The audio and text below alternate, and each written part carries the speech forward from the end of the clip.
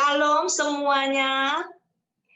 Greetings from Singapore. Terima kasih Citati dan Life Center Group for having me here in Women's Talk.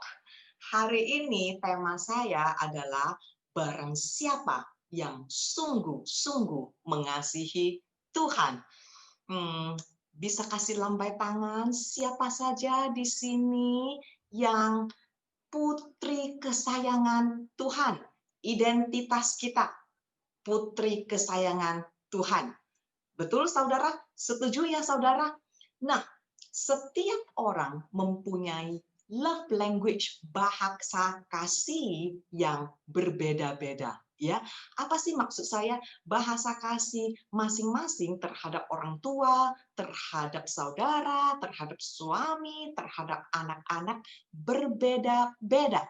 Ada yang bahasa kasihnya memasak masakan yang sangat enak. Ada yang bahasa kasihnya memberi pendidikan yang terbaik buat anak-anak kita.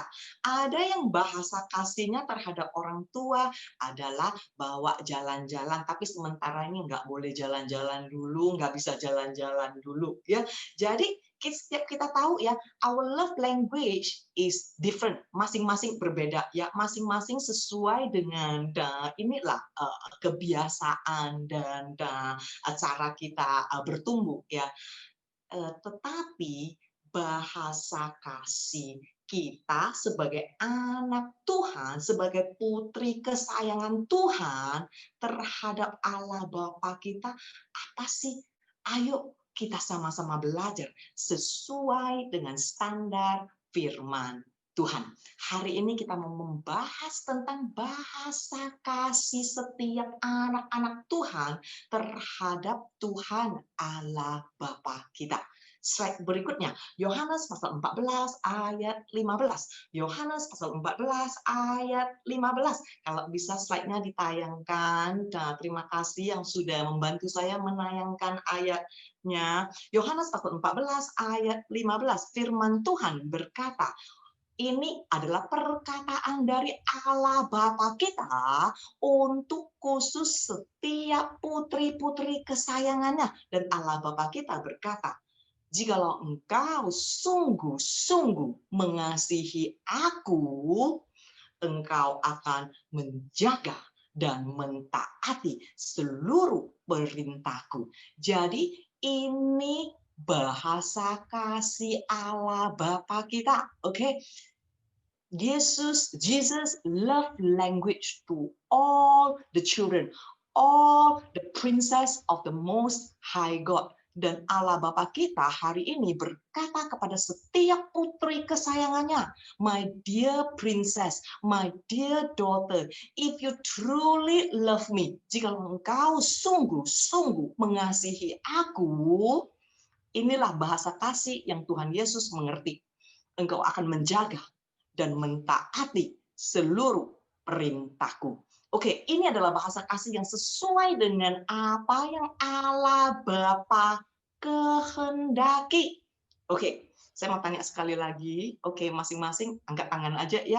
Nggak apa-apa. Siapakah di antara kita yang berkata, aku sungguh-sungguh mengasihi Yesus? Ayo, angkat tangan. Oke, biar lebih seru ya. Biar lebih seru. Oke, ya. Siapa yang berkata aku sungguh-sungguh mengasihi Yesus? Oke, angkat tangan ya. Ada yang raise hand juga, ini button raise hand juga bisa dipakai. Oke. Nah, pertanyaan kedua adalah begini. Kita kan tahu ya, mengasihi itu nggak cuma bisa sekedar di bibir, tetapi harus ada buktinya. Betul kan saudara kan? Love is action. Bayangkan ya, mungkin pasangan kita tiap hari ngomongnya I love you, I love you, I love you, tetapi action-nya nggak ada, ya. Bisa kan saudara ya? Nah, sekarang pertanyaan kedua adalah, siapkah kasih saudara diuji? Siap? Siap nggak? Kalau siap, bisa angkat tangan, bisa tekan tombol raise hand. Apakah kasih kita siap diuji? Artinya kita sudah sungguh-sungguh mengasihi Dia. Saudara tahu nggak? Ada daftar di firman Tuhan yang bisa mengukur seberapa kita sungguh-sungguh mengasihi Tuhan, yaitu bukti dari kasih kita. Ada 2 daftar, ada lebih banyak daftar ya, tetapi hari ini karena waktu tidak cukup, saya cuma mau mengutip 2 daftar di firman Tuhan. Saudara siap? Siap ya? Oke, ayo tayangkan dan slide berikutnya. Siapkah kasih kita diuji? Galatia pasal 5 ayat 19 sampai 21. Galatia pasal 5 ayat 19 sampai 21. Perbuatan daging itu jelas dan nyata, yaitu percabulan, kecemaran, hawa nafsu, penyembahan berhala, sihir, perseteruan, perselisihan, iri hati, amarah. Amarah ini gampang emosi. Ini terjemahkan yang saya terjemahkan langsung dari AMPC ya. Jadi yang ada sedikit berbeda dengan Alkitab karena ini lebih menekan amarah, gampang emosi, artinya sedikit-sedikit marah, sedikit-sedikit emosian, sedikit-sedikit tersinggung, egois, percideraan, roh pemacah, ajaran sesat, kedengkian, kemabukan, pesta pora, dan sebagainya. Dengar baik-baik, saudara. Ini peraturan dari Allah Bapa kita kepada setiap putrinya. Terhadap semuanya itu, kuperingatkan kepadamu. Sama seperti yang telah kubuat dahulu, bahwa barang siapa yang melakukan hal-hal demikian, tidak akan mendapat bagian dalam kerajaan Allah. Oke, kita lihat satu lagi daftar berikutnya ya. Satu lagi daftar berikutnya ada di 1 Korintus pasal 6 ayat 9 sampai 10. 1 Korintus pasal 6 ayat 9 sampai 10. Atau tidak tahukah kamu bahwa orang-orang yang tidak benar dan melakukan pelanggaran tidak akan mendapat bagian dalam kerajaan Allah? Janganlah kamu tertipu atau sesat. Orang cabul, penyembah berhala, orang berzina, banci, orang pemburik, penipu, pencuri, orang kikir, pemabuk, pemfitnah, dan penodong. Inilah kata-kata Allah Bapa kita untuk memperingatkan kepada setiap anak-anaknya. Barang siapa yang melakukan hal demikian tidak akan mendapat bagian dalam kerajaan Allah. Saudara, jangan marah sama aku ya. Aku cuman membaca firman Tuhan. Ini bukan aturanku, tetapi ini adalah aturan Allah Bapa kita khusus untuk anak-anak kesayangannya. Sebab Tuhan mau setiap anaknya masuk. Tuhan mau setiap dari kita masuk di dalam kerajaannya. Ada amin, saudara? Nah, daftar ini cukup panjang. Kita tidak punya waktu untuk membahas semuanya, tetapi saya cuma mau mengambil beberapa kutipan. Oke, kutipan yang mau saya ambil contoh kecemaran. Apa sih kecemaran? Tadi ada kan di Galatia pasal 5 19 sampai 21 kecemaran. Apa sih kecemaran itu ada hubungannya dengan masturbasi. Oke, masturbasi ya. Penyembah berhala. Apa sih penyembah berhala? Mungkin ada yang berkata, "Hello, pastor, aku kan udah Kristen nih. Aku tidak menyembah berhala ya. Mana mungkin aku yang udah Kristen ini menyembah berhala." 1 Samuel pasal 15 ayat 23, 1 Samuel pasal 15 ayat 23, pemberontak adalah sama dengan dosa sihir. Kedegilan adalah sama dengan penyembah berhala. Artinya, pada saat kita tidak taat kepada firman Tuhan, kita sama dengan pemberontak ataupun kita sama dengan penyembah berhala. Oke, berikutnya, gampang emosian, dikit-dikit marah, dikit-dikit emosi, kerjaannya berantem terus. Di rumah berantem sama keluarga, di rumah berantem sama tetangga. Nanti di persekutuan doa, nanti di life center juga berantem sama teman-teman. Ya, nanti sekarang lebih canggih lagi. Dulu kalau berantem pakai bibir ya, sekarang bisa berantem pakai jari loh. Ya, cepet lagi. Ya, jadi sedikit-sedikit berantem, sedikit-dikit tersinggung, diajak ngomong tersinggung, enggak diajak ngomong juga tersinggung. Oke, ada bapak-bapak yang datangin minta konseling. Ini istri saya bingung. Saya ngomong dia tersinggung, saya enggak ngomong dia juga tersinggung. Jadi bapak-bapak juga kadang-kadang bingung ya. Ini istrinya mau digimanain? Ngomong marah, enggak ngomong marah, diam marah, ngomong marah. Ya. Jadi inilah firman Tuhan berkata, aduh, ya barang siapa yang suka yang marah terus, emosian terus, cari orang berantem terus, firman Tuhan berkata ini bukan peraturanku saudara, ini peraturan Allah Bapa kita. Dan Tuhan berkata, engkau tidak akan mendapat bagian di dalam kerajaan Allah. Aduh, aduh. Ini udah pusing ya saudara ya, udah pusing belum? Tetapi saya percaya nggak ada yang di life center yang begini. Setuju? Di sini semua anak-anak Tuhan yang sungguh-sungguh mengasihi Tuhan, yang setuju katakan amin. Amin. Oke.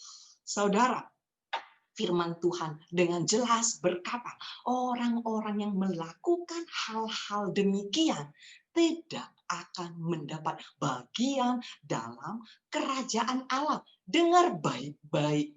Mau kita suka atau enggak suka, mau kita percaya atau tidak percaya, mau kita setuju atau enggak setuju, mau kita berdebat atau tidak berdebat, firman Tuhan adalah iya dan amin. Dan firman Tuhan pasti akan digenapi. Ya, saudara, jadi firman Tuhan tidak bisa dinego-nego. Ini adalah aturan Tuhan. Ya, jadi anak-anak terkasih Tuhan yang mau masuk di dalam kerajaan Allah, yaitu kerajaan Allah Bapa kita, harus mentaati firman Tuhan. Dan saudara, jikalau kita sadar, kita baca dua ayat ini tertulis di perjanjian baru, bukan perjanjian lama. Ya, perjanjian baru, saudara, bukan perjanjian lama. Oke, udah mulai pusing, saudara? Udah mulai pusing? Jangan pusing dulu. Jangan pusing dulu. Kenapa saya berkata jangan pusing dulu? Jikalau Tuhan memberi aturan, pasti Tuhan akan memberi cara menjalankan aturannya. Jikalau Tuhan memberi aturan, pasti Tuhan juga memberi kunci kemenangan buat setiap anak-anaknya. Sebab rancangan Tuhan adalah baik dan selalu mendatangkan kebaikan. Asalkan kita sendiri mau belajar, asalkan kita sendiri mau taat, pasti ada jalan keluarnya. Slide berikutnya, anak-anak Tuhan, inilah bahasa kasih dari Allah Bapa kita terhadap putri-putri kesayangannya. Ayat berikutnya, 1 Petrus pasal 1 ayat 16 sampai 17. 1 Petrus pasal 1 ayat 16 sampai 17. Sebab ada tertulis, kuduslah kamu, sebab aku kudus. Saya sangat senang tadi sewaktu saya masuk di Life Center ada ayatnya ya. Engkau harus kudus sebab Allah Bapamu kudus ya. Sebab ada tertulis, kuduslah kamu sebab aku kudus. Dan jika kamu menyebutnya Bapa, ayo kita anak-anak Tuhan ya. Allah Bapa itu Bapa kita yang ada di surga ya. Jikalau kita menyebutnya Bapa, yaitu Dia yang tanpa memandang muka menghakimi semua orang menurut perbuatannya. Ayo ulangin yuk bersama, perbuatannya.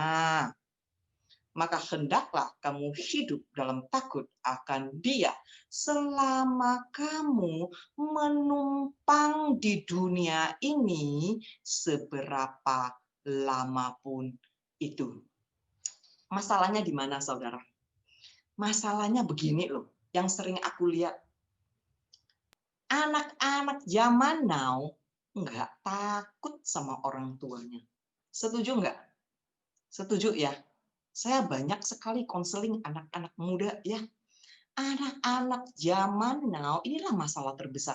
Anak-anak zaman sekarang nggak takut sama orang tuanya. Sebaliknya, orang tua yang takut sama anak-anaknya. Setuju atau tidak? Setuju ya? Oleh karena zaman now, orang tua yang takut sama anaknya, oleh karena itu konsep pemikiran mereka berpikir Tuhan juga takut sama mereka. Bisa melihat, saudara, begitu sesatnya pemikiran kita. Seharusnya anak-anak yang harus menghormati orang tua, tetapi di zaman now kelihatannya orang tua yang takut sama anaknya, apalagi kalau anaknya udah dewasa ya.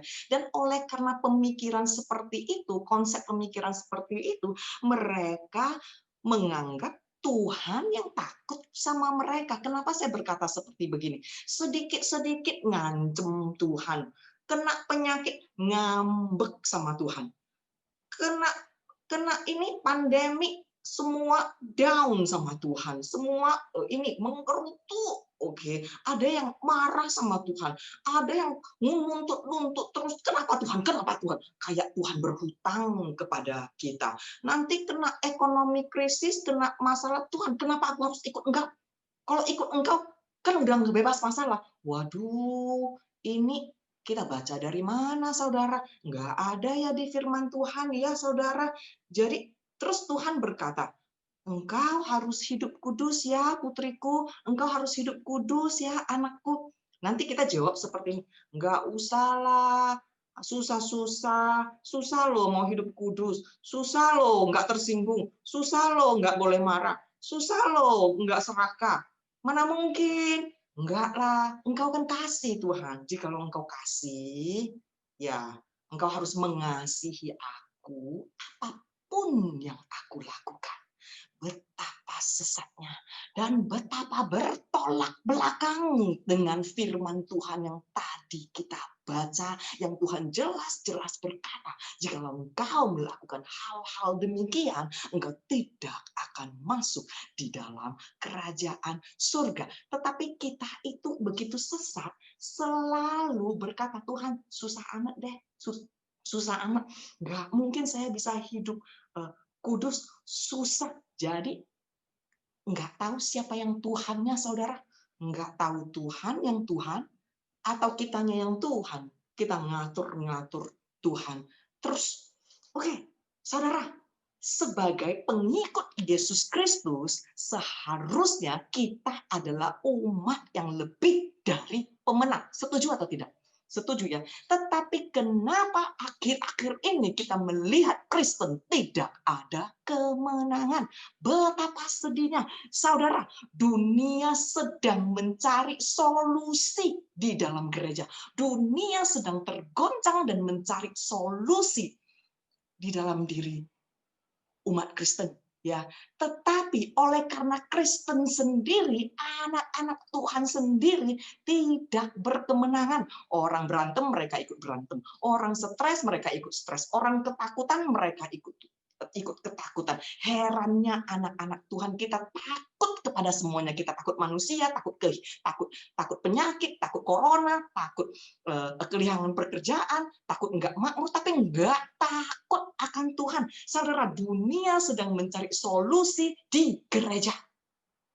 Tetapi kita sebagai anak-anak Tuhan yang sudah seharusnya dijanjikan untuk menjadi umat yang lebih pemenang, kok nggak menang-menang?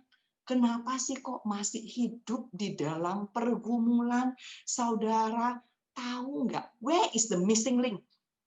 God promise you, you're more than conqueror. Tuhan menjanjikan engkau lebih dari pemenang. Tapi kenapa ya kok kita nggak menang-menang ya? Where is the missing link? Oke, kita harus cari tahu, kita harus belajar. Where is the missing link ya hari ini ya? Saudara, sebagai pengikut Yesus Kristus, Tuhan menjanjikan kita itu ibaratnya seperti Raja Wali yang terbang di tempat tinggi. Setuju? Ya, itu ada di firman Tuhan ya. Kita itu seperti Raja Wali yang seharusnya terbang di tempat tinggi bersama Tuhan kita. Tetapi kok kenapa ya sekarang zaman now itu Kristen itu kayaknya nggak menang-menang ya? Apa sih, where is the missing link? Masalahnya di sini, saudara. Karena kita tidak taat kepada firman Tuhan, membuat setiap kita yang seharusnya sebetulnya kita itu Raja Wali. Masalahnya di sini, saudara. Cuma mukanya doang yang kelihatan seperti Raja Wali. Dengar baik-baik ya, saudara. Cuma mukanya doang kelihatan seperti Raja Wali. Raja Wali kan bisa terbang di tempat tinggi kan. Tetapi sewaktu kita membentangkan sayap kita, nggak bisa terbang. Kenapa? Karena sayap ayam, saudara. Ayam brand Kristen. Kenapa? Karena sayapnya terlalu pendek. Nggak bisa terbang, saudara. Jadi bukan menjadi Raja Wali, cuma muka doang yang kayak Raja Wali, tetapi cap ayam. Kristen ayam brand. Oke, jadi karena nggak bisa terbang, apa yang kita lakukan? Ya kita lari ke sana, lari ke sini, keliling-keliling, matuk sana, matuk sini. Inilah kondisi kekristenan zaman now. Waduh, tetapi puji Tuhan, enggak ada Kristen cap ayam di Life Center. Amin. Semua adalah putri kesayangan Tuhan. Semua adalah ibaratnya Raja Wali yang terbang di tempat tinggi bersama Tuhan. Amin. Amin. Ya, saya mau membagikan kepada saudara kunci kemenangan. Oke, ya, ikutin saya, follow me closely. Saya mau membagikan kunci kemenangan seperti yang saya tadi katakan. Tuhan tidak mungkin memberi aturan tanpa memberi kunci kemenangan.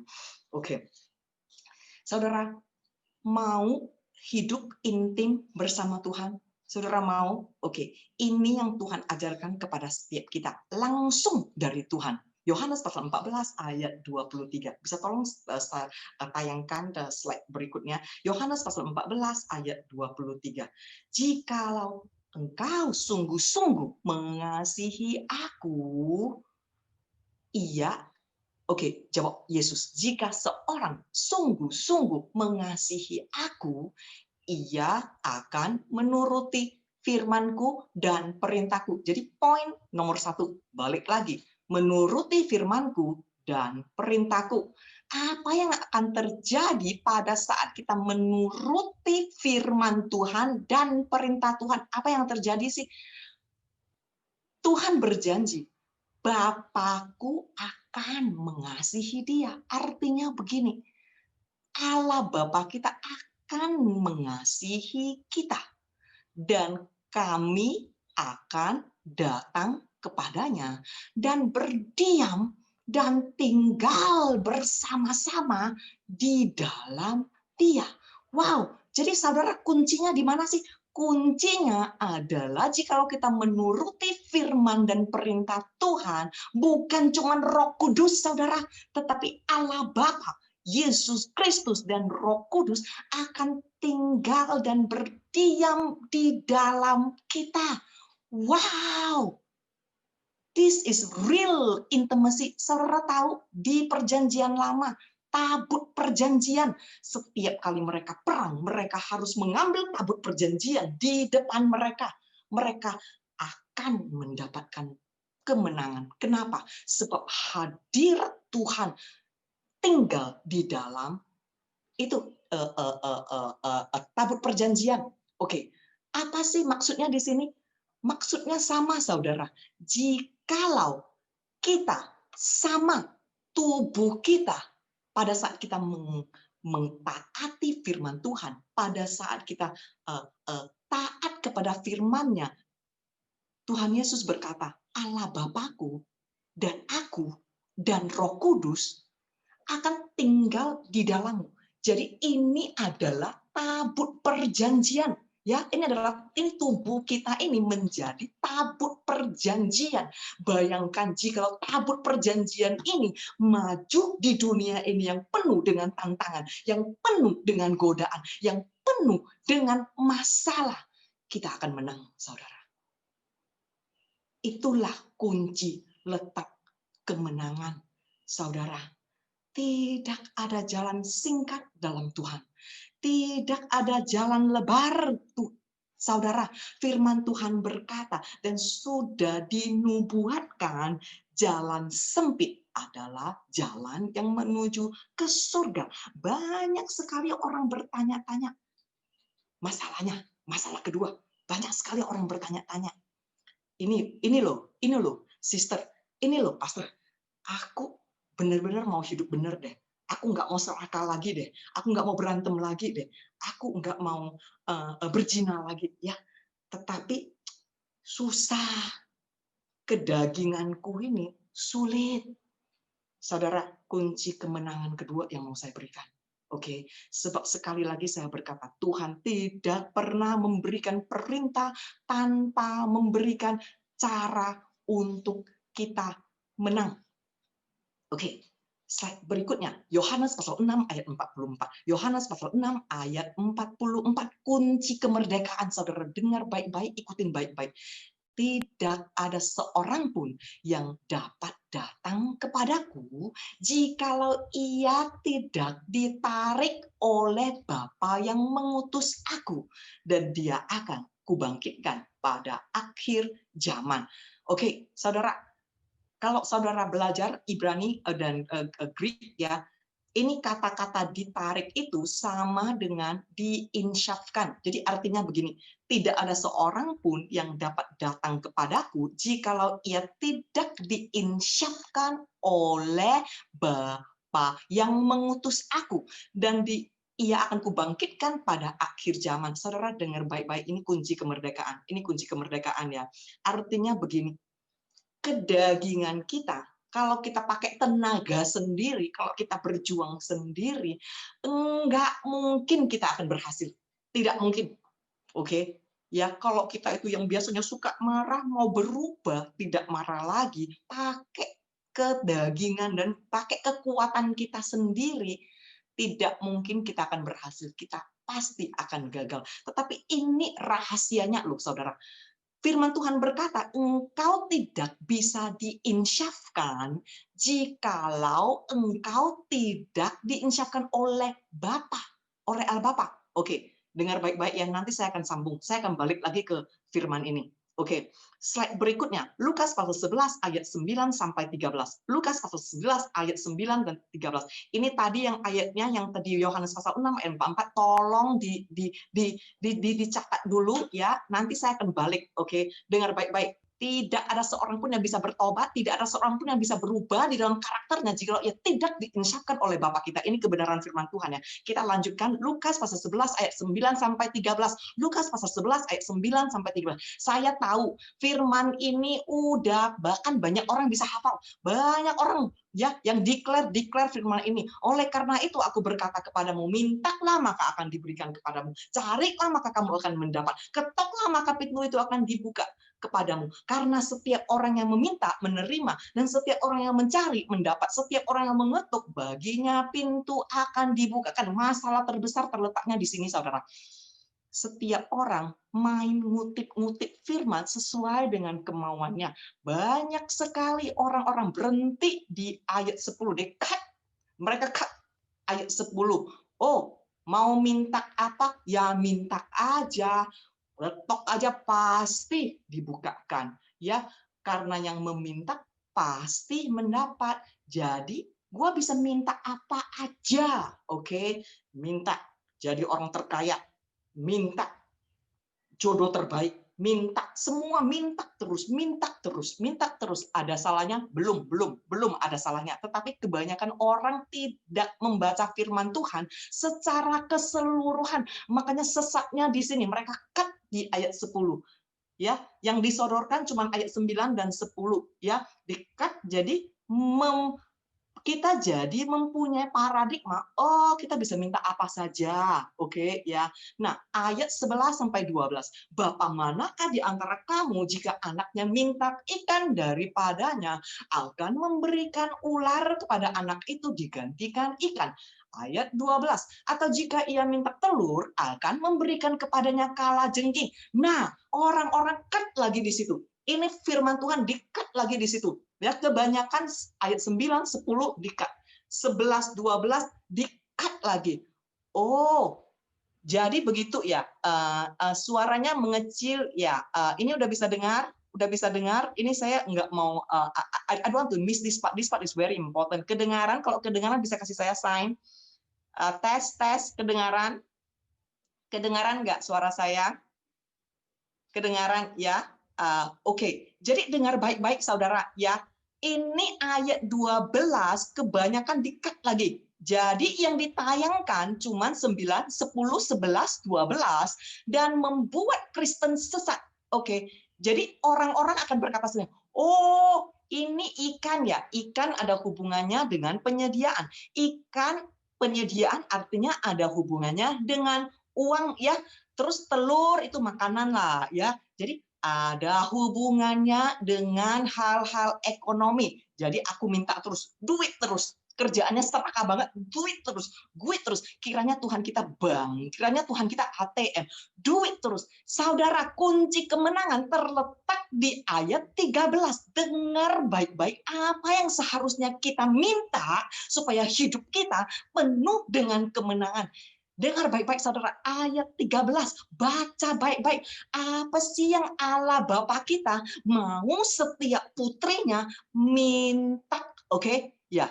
Jadi, jika kamu yang jahat tahu memberi pemberian yang terbaik kepada anak-anakmu, apalagi Bapamu yang di surga, ia akan memberikan kepadamu yang terbaik, yaitu Roh Kudus, kuasa Roh Kudus kepada mereka yang meminta dan terus meminta kepadanya.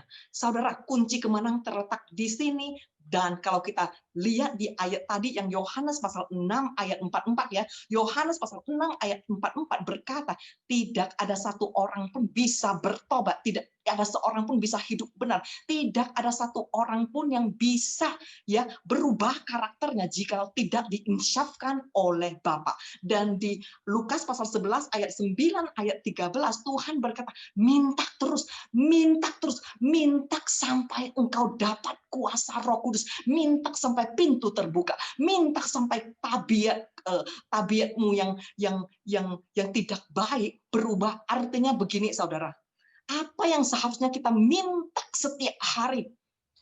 Roh Kudus, penuhi aku, insyafkan aku dari keserakahanku. Minta terus, minta terus, minta terus, sampai terjadi kemenangan di dalam diri kita. Saudara, jangan sesat. Jikalau kita tidak menang, kita tidak bisa memberi kemenangan kepada orang lain. Apa yang harus kita minta? Roh Kudus, kuasa Roh Kudus penuhi aku. Terus menerus, biar tabiat aku yang suka emosian, yang suka marah sama orang, insafkan biar aku berubah. Insafkan biar aku berubah. Saudara, kunci kemenangan keluargamu ada di tanganmu. Katakan kepada dirimu sendiri, kemenangan keluargaku ada di tanganku. Kita adalah wanita-wanita Tuhan. Kita diberi tugas dari Tuhan kepada setiap wanita untuk menjadi penolong di tengah-tengah keluarga kita. Kalau kita sendiri tidak menang, bagaimana kita bisa menolong anak-anak kita? Bagaimana kita bisa menolong suami kita? Bagaimana kita bisa hidup menang? Bagaimana kita bisa menjangkau orang lain? Saudara, dengar baik-baik. Jika saudara babungkan Yohanes pasal 6 ayat 44. Saudara sadar, saudara nggak bisa berubah. Karakter saudara nggak bisa berubah. Oke, yang masturbasi, gimana nih gue mau berubah nih? Ya, caranya gimana? Yang marah, yang serakah, yang selalu khawatir, gimana sih saya harus berubah? Ini ayatnya saudara. Lukas pasal 11 ayat 9 sampai 13. Minta terus, minta terus. Tuhan, aku takut. Tolonglah aku. Roh Kudus, tolonglah aku. Minta terus. Insafkan hatiku, insafkan hatiku, insafkan. Engkau dan saya pasti akan hidup di dalam kemenangan. Saudara, saya tidak membagikan secara teori. Ini yang saya praktekkan 20 tahun di dalam kehidupan saya. Saudara tahu, saya dilahirkan di keluarga yang sangat berantakan. Saudara tahu, saya sudah mengalami, kalau yang masih belum tahu cerita saya bisa YouTube ya, lihat cerita saya dari ditinggalin suami, anak cacat, suami kanker, mau bunuh diri. Kunci kemenangan saya terletak di ayat ini. Saya minta terus, kuasa Roh Kudus insafkan aku, kuasa Roh Kudus insafkan aku sampai aku keluar menjadi umat yang lebih dari pemenang. Sadarilah saudara, Roh Kudus akan menolongmu untuk hidup kudus. Makanya namanya Roh Kudus. Tujuannya cuman untuk menolong kita untuk hidup kudus, bukan roh suka-sukaku, roh suka-sukamu, saudara. Ya, oke. Lihat lagi, ayo Matius pasal 6 ayat 31 sampai 33. Matius pasal 6 ayat 31 30. Saya tahu semua orang udah tahu ayat ini, tapi tolong dilihat lagi biar kita benar-benar mengerti apa sih kehendak Tuhan dan tujuan Tuhan buat setiap anak-anaknya, putri kesayangannya, supaya kita hidup menang. Sebab itu janganlah kamu khawatir atau gelisah dan berkata, apa sih yang harus kami makan? Apa sih yang harus kami minum? Apa sih yang harus kami pakai? Semua itu dicari bangsa-bangsa yang tidak mengenal Allah. Tetapi Bapamu yang di surga tahu bahwa kamu memerlukan semuanya itu. Tetapi yang terpenting, apa sih yang dikatakan yang terpenting adalah yang pertama, berjuanglah. Artinya penuh perjuangan ya saudara ya. Artinya kalau kita belum benar, kita harus berjuang berkata, Tuhan insafkan aku, Roh Kudus penuhi aku sehingga aku mau, sehingga aku diinsafkan untuk bertobat. Berjuang, carilah dahulu kerajaan Allah dan kebenaran. Apa sih kerajaan Allah dan kebenarannya? Ini saya kasih tahu ya saudara ya, cuman 1 detik. Nggak perlu ke seminar-seminar. Ini aja dilakukan. Pasti saudara akan menang. Kerajaan Allah dan kebenaran sama dengan melakukan hal-hal yang benar sesuai dengan Tuhan di dalam tingkah laku dan karaktermu. Tingkah laku dan karaktermu yang Tuhan mau perbaiki. Sebelum kita perbaiki tingkah laku kita, karakter kita, kita tidak mungkin bisa merubah dunia ini. Sebelum kita merubah di tingkah laku dan karakter kita, tidak mungkin kita bisa merubah anak-anak kita ataupun suami kita. Dan firman Tuhan menjanjikan, dan firman Tuhan adalah iya dan amin. Maka semuanya itu akan ditambahkan kepadamu. Artinya engkau tidak perlu bahkan mengejar, engkau tidak perlu khawatir, engkau tidak perlu melakukan hal-hal apapun. Cukup kita berjuang agar hidup kita benar di dalam Tuhan, yaitu tingkah laku dan karakter kita benar di hadapan Tuhan. Tuhan berkata engkau akan menang dan semuanya itu akan ditambahkan kepadamu. Amin, saudara. Amin, saudara.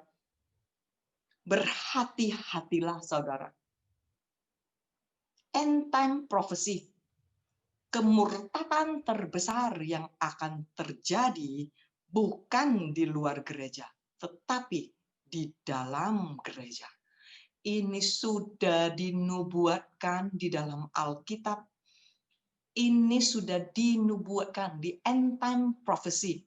Ayo kita lihat firman Tuhan berikutnya, 2 Timotius pasal 3 ayat 1 sampai 5. 2 Timotius pasal 3 ayat 1 sampai 5.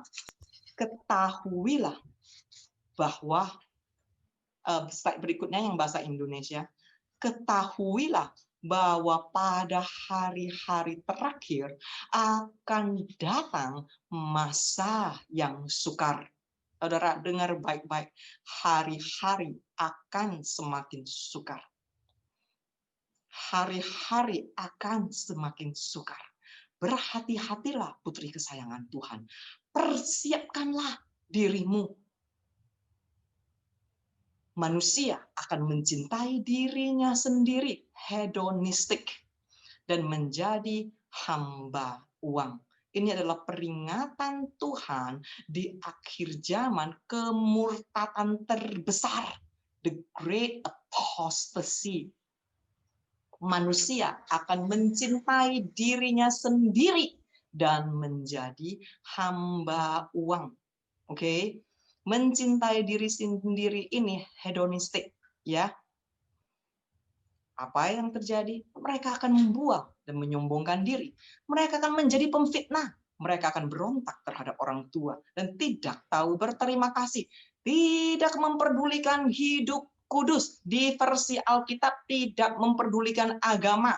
Saudara, bahasa asli di Ibrani, Greek, hidup kudus. Oke, tidak memperdulikan hidup kudus. Tidak tahu mengasihi, tidak mau berdamai, suka menjelekkan orang, dan tidak dapat mengekang diri, garang, tidak suka yang baik, suka mengkhianat, tidak berpikir panjang, berlagak tahu, lebih menuruti hawa nafsu daripada menuruti Allah. Secara lahiriah mereka menjalankan ibadah. Dengar baik-baik ya saudara ya. The great apostasy is in the church. Kemurtatan terbesar yang sudah dinubuatkan terjadi di dalam gereja, artinya Kristen. Saudara, secara lahiriah mereka menjalankan ibadah. Kelihatannya seperti apa? Kelihatannya seperti benar di gereja, menyembah Tuhan, dan lain sebagainya. Tetapi pada hakikatnya mereka memungkiri dan menolak apa yang mereka mengaku percaya. Ingat saudara yang tadi saya ilustrasikan, cuma wajahnya doang yang kelihatan seperti Raja Wali.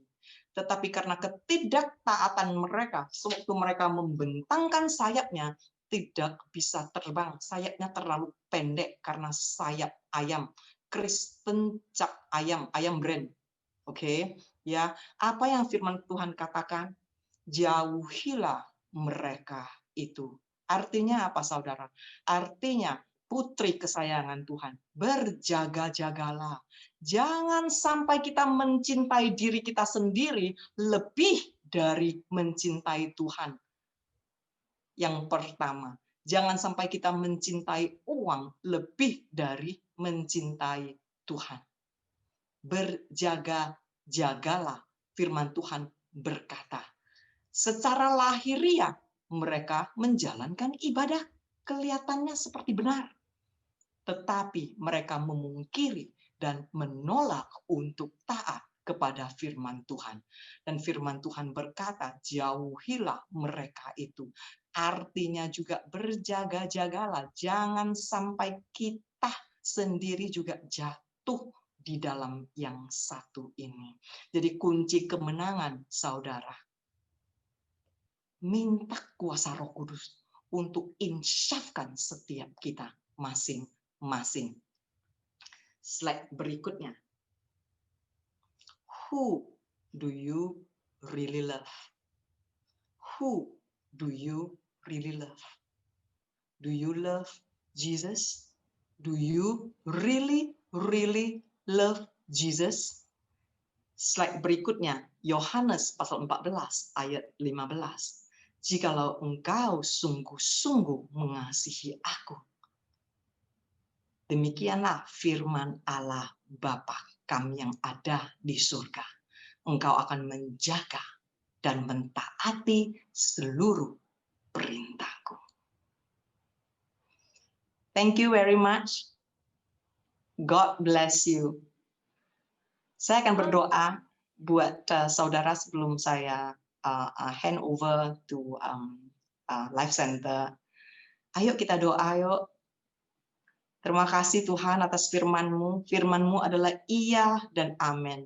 Firman-Mu akan menginsafkan setiap hati kami. Firman-Mu akan mendidik kami supaya kami hidup kudus, benar di hadapan-Mu.